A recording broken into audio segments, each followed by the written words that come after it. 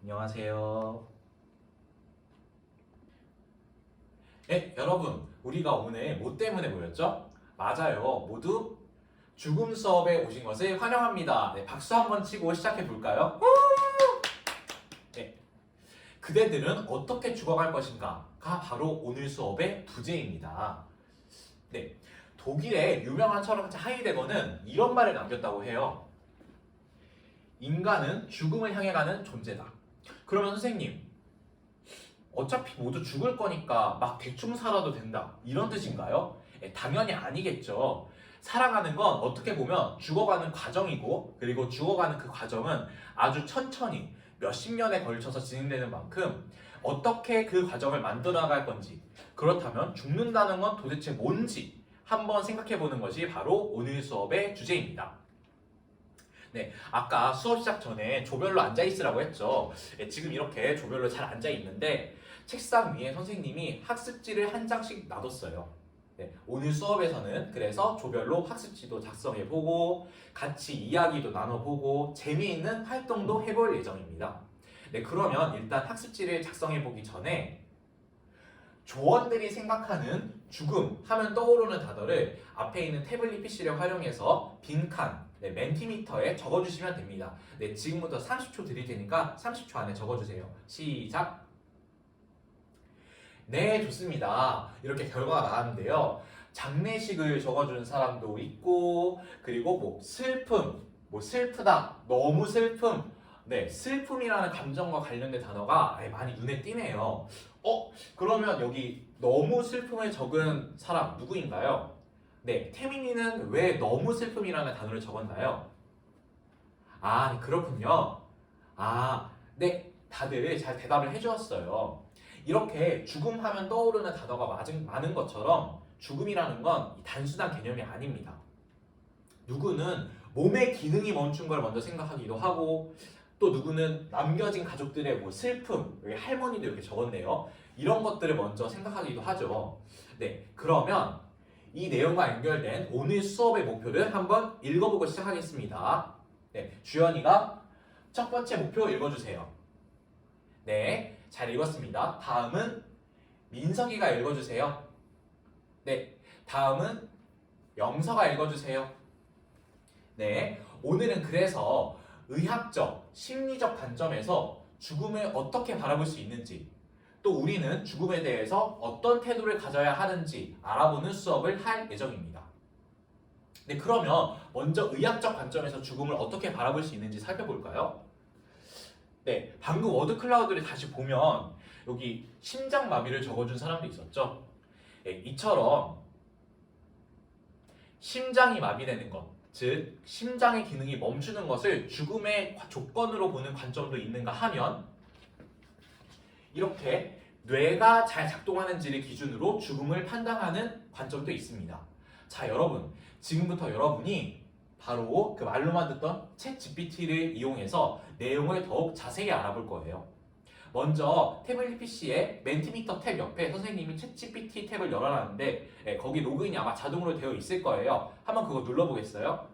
네, 접속이 안 되는 줄은 손에 들어주시면 됩니다. 네, 다들 잘 접속이 된 것 같아요. 네, 좋습니다. 준비가 다들 잘 되었네요. 네, 챗GPT를 사용하는 방법은 아주 간단합니다.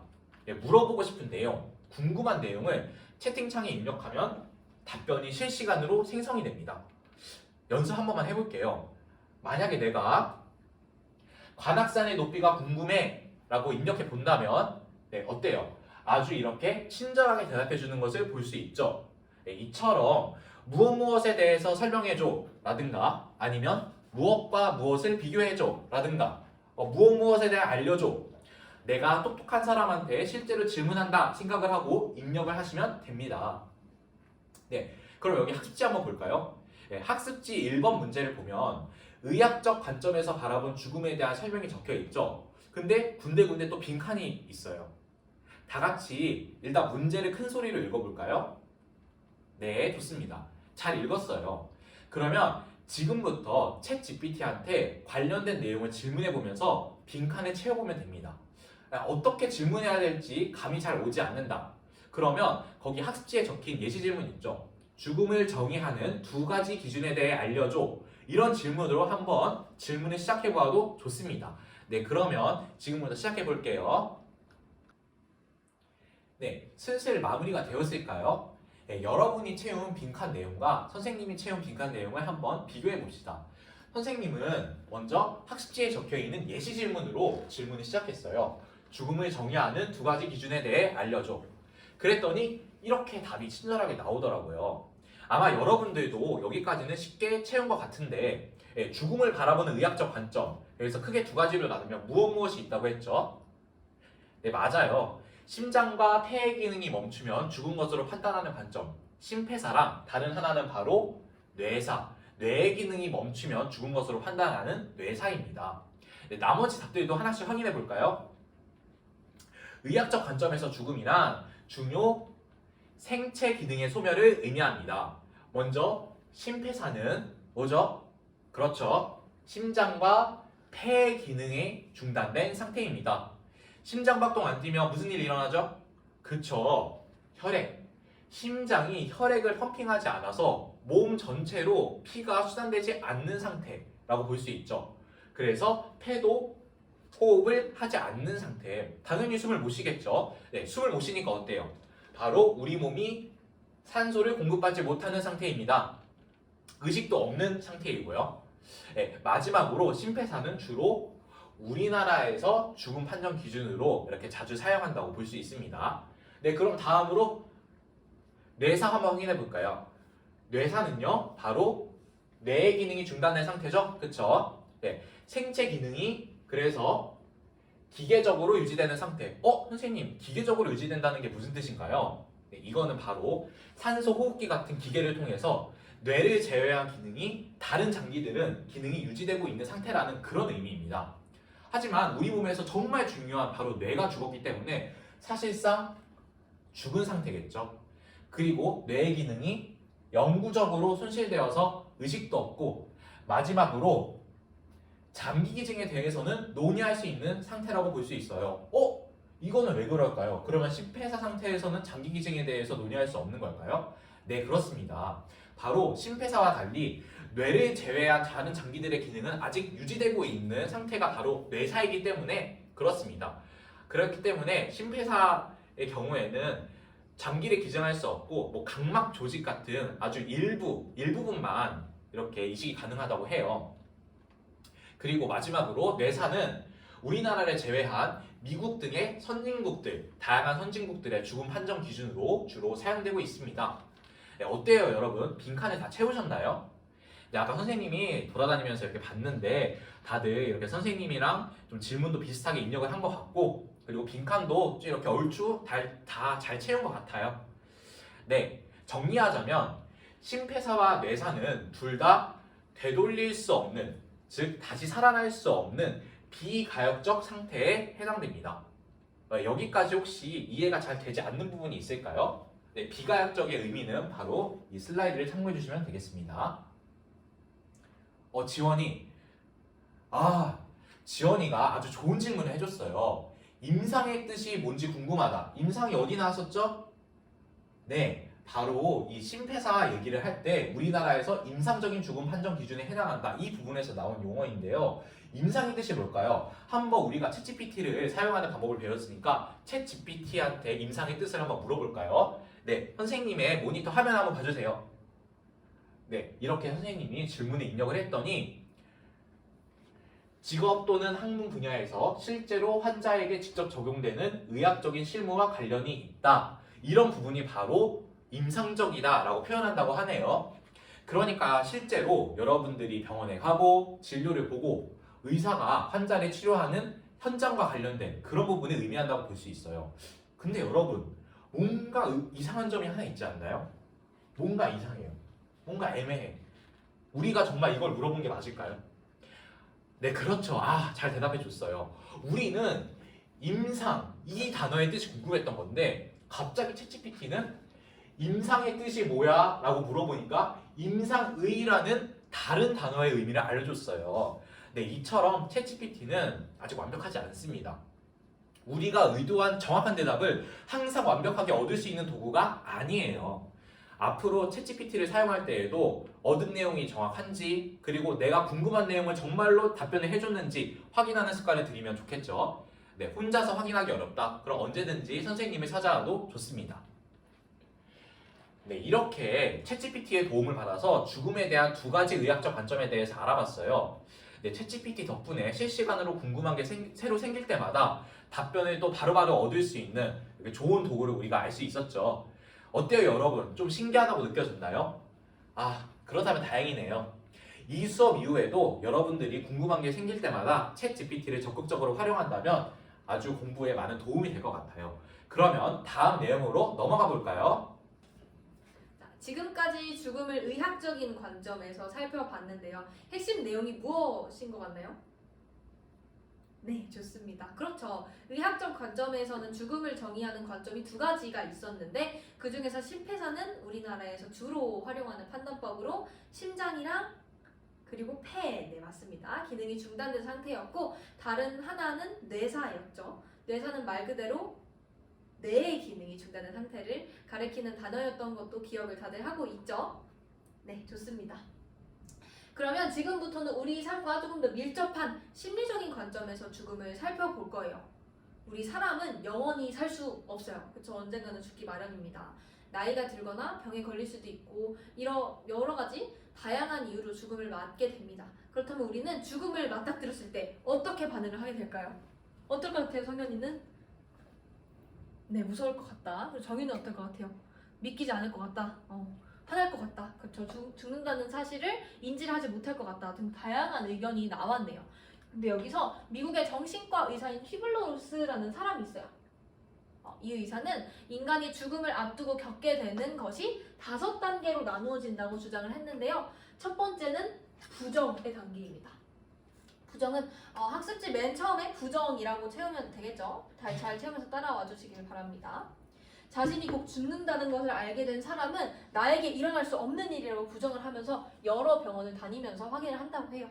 자, 두 번째로는 우리 아까 여러분이 말한 것 중에 정답이 있어요. 왜 하필 나에게 이런 일이 일어났는지 화를 내는 분노 단계입니다. 그 다음으로는 죽음을 미루기 위해서 협상을 진행합니다. 예를 들어서 착한 일을 하면 조금 더 오래 살 수 있지 않을까? 이런 식으로 생각하고 실제로 착한 일을 많이 해보면서 죽음을 연기하기 위해 노력하는 사례도 있다고 합니다. 그리고 나서 우울감이 찾아옵니다. 비로소 나의 죽음이라는 현실을 직시하고 상실감, 우울감이 나타나게 되는 것이죠. 학습지에 이제 우울감, 상실감 이렇게 적어주면 되겠습니다. 마지막 단계는 수용입니다. 우리 생각해보면 자신이 죽는다는 사실을 알게 되었어요.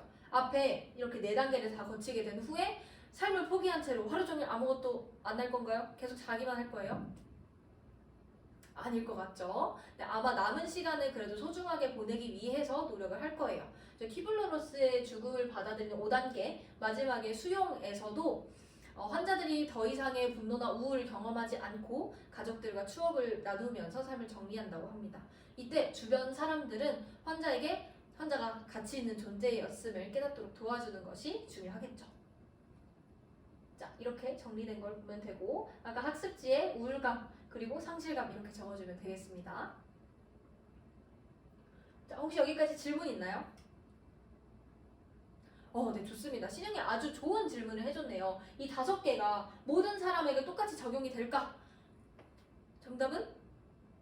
아니겠죠. 네, 이 5단계가 모든 사람에게 동일하게 나타나는 것은 아니에요. 근데 기본적으로 처음에 자신 죽는다는 사실을 접하게 되면 거부하고 화내고 싶고 그리고 붙잡을 수 있으면 붙잡기도 하고 그러다가 우울감에 빠지고 마침내 수용을 하게 되고요. 누군가는 이런 단계가 반복이 되기도 합니다. 그러면 이제 자신의 죽음이 단 3달 남았다고 가정을 해봅시다.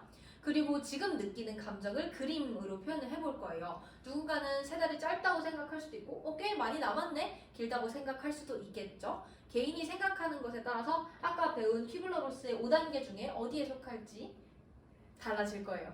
그렇다면 이제 앞에 태블릿이 놓여져 있는데 여기 페인트 윗 뮤직 사이트에 모두 접속을 했겠죠. 이 사이트는 우리가 그림을 그리면 어울리는 노래를 만들어주는 프로그램이에요. 지금 여기 보는 것처럼 밑에 이런 부분에는 색소폰, 바이올린, 플룻 등의 여러 가지 악기가 있고 만약에 그림을 잘못 그려서 지우고 싶다. 그러면 여기 있는 버튼을 활용하면 되겠죠. 그리고 연습으로 몇 번 그려봐도 좋아요. 일단 태블릿으로 펜을 활용해서 그림을 그려봅시다. 이걸 활용해서 지금 느끼는 감정을 표현해 볼 건데요. 지금 왜냐면 내가 3달 뒤에 죽는다고 가정을 했으니까. 그리고 만들어진 음악은 좀 이따 다른 활동에서 또 사용이 될 겁니다. 그러면 시간을 10분 줄 테니까 시작해 봅시다. 네, 잘 그리고 있나요? 좋습니다. 잘하고 있죠? 네, 좋네요. 네, 수연이 잘하고 있어요. 좋습니다. 자, 이제 시간이 다 되었네요. 아직 다 못한 친구 있나요? 조금 보이네요. 그러면 우리 이제 10분 쉬는 시간 가질 건데 그때까지 마무리하면 될 것 같아요. 10분 뒤에 봅시다. 자, 이제 다시 시작해봅시다. 여러분이 만든 그림이랑 음악이 있을 텐데요. 감상하기 전에 오늘 우리가 배운 내용을 한번 간단히 되짚어 보도록 하겠습니다. 자, 학습지 3번을 보면 돼요. 오늘 배운 내용을 간단하게 한번 정리를 하면 일단 의학적 관점에서는 죽음을 그렇죠, 심폐사랑 뇌사의 2가지로 정의를 했었죠. 그 다음에 심폐사는 폐랑 심장의 기능이 중단된 상태를 말했고요. 그 다음에 뇌사는 말 그대로 뇌의 기능이 중단된 상태를 의미했었습니다. 근데 두 죽음의 정의 모두 힌트가 비읍, 기역, 이응, 지읒이에요. 무슨 뜻일까요? 그거 아닌 것 같은데? 다시 한번. 그렇죠. 불가역적 상태에 해당했습니다. 그 다음에 심리적 관점으로 넘어와서요. 퀴블러 로스라는 의사는 인간이 죽음을 대하는 태도를 5가지로 구분을 했었어요. 무엇이 있었죠? 네. 자, 1단계는 부정, 2단계는 분노하고, 3단계는 협상했다가, 4단계는 우울했다가 마지막으로 수용을 하는 단계에 이르렀죠. 마지막으로 이런 죽음의 5단계는 모든 사람에게 다 다르게 나타난다고 했었어요. 신영이가 아까 질문을 잘 해줬었고요. 선생님이랑 정리한 내용도 다 학습지 마지막에 적어보면 좋겠습니다. 네, 다 했나요? 네, 좋습니다. 여러분 이미 죽음을 대하는 태도와 관점에 대해서 전문가가 다 되었네요. 좋습니다. 여러분 이처럼 죽음은 단순히 아픈 거랑은 아주 다른 문제예요. 죽음은 되돌릴 수도 없는 것이고 그렇기 때문에 죽은 사람의 주변인들은 다양한 심리 상태를 겪게 되는 것이죠. 죽음을 막연히 두려워할 필요는 없지만 죽는다는 것의 의미가 무엇인지 그리고 나중에 어떻게 내가 잘 죽어갈 수 있는지 지금 어떻게 노력하고 있는지 한 번씩 되돌아보았으면 좋겠습니다. 자, 이제 오늘 수업한 내용을 바탕으로 유서를 한번 써볼 거예요. 여러분이 아까 만든 노래를 감상하면서 볼 건데요. 그 전에 우리 아까 썼던 프로그램 이름이 뭐였죠? 그렇죠. Paint with Music이었죠. 이 프로그램은 AI 기반 도구예요. 자기의 감정을 그림으로 그리고 그걸 음악을 통해서 표현하면서 죽음에 대한 자기의 생각을 잘 정리를 할 수 있었습니다. 자, 그러면 지난해 작품부터 한번 살펴볼까요? 이거는 뭐를 표현한 건가요? 아, 좋습니다. 지금 울고 있는 사람을 표현한 거라고 하는데 어쩐지 이 음악 소리가 굉장히 슬프게 들리더라고요. 네, 좋습니다. 그러면 아까 전과 마찬가지로 자기가 3개월 후에 죽는다고 생각을 해보고 이제 글로 표현하는 활동을 할 거예요. 이때 우리 유서에는 이 글을 읽을 주변 사람들한테 나의 의학적인 신체 상태를 설명하는 내용을 꼭 넣어주세요. 예를 들어서 내가 뇌사 상태에 빠져있다. 그러면 내가 어떤 상태인지 혹은 장기 기증을 하고 싶은지 등의 내용이 들어갈 수 있겠죠. 각자 다 작성을 한 후에는 우리 학급 게시판에 게시를 한 후에 친구들의 얘기도 같이 들어볼 거예요. 그러면 유서 작성 시간은 15분 정도 드리면 충분하겠죠. 네, 지금 시작해 봅시다. 자, 모두들 다 작성을 했나요? 여기는 선생님이 지금 유서를 작성해 봤는데요. 예시인데요. 이렇게 우리 다른 친구들의 유서도 한번 공유를 해볼 거예요. 그래서 게시판에 우리 자신의 글을 올리고요. 최소 다른 친구 한 명의 게시물에 댓글을 꼭 달아주길 바랍니다. 익명도 괜찮아요. 그리고 오늘 수업은 여기에서 마치도록 하겠습니다. 네, 수고했어요. 박수 치면서 마무리해봅시다. 박수. 네, 감사합니다.